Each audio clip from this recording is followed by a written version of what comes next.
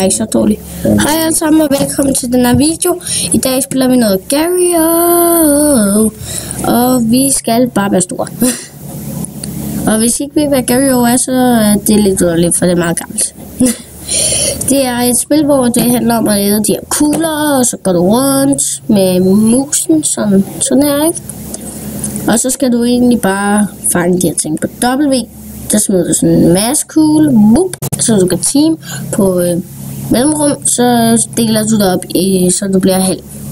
2 halve stykker, så det er meget nemt.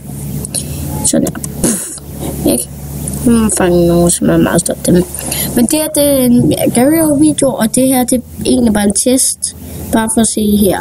Fordi jeg tror, vi har fundet ud af, hvordan det her kommer til at gå. Det gik ikke godt, det der. Men faktisk i dag skulle vi spille noget team af Gario. Det er ikke verdens bedste computer, jeg har fået mig her, men den kan køre.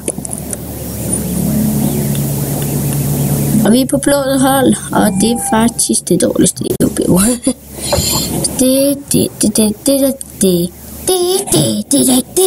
Luca. Okay. Han hedder jo bare Luca. Men det her, det er en Gario-video. Og den er ikke specielt lang, fordi jeg tror, den er slut nu. Så jeg tror, vi ses i næste video. Hej hej.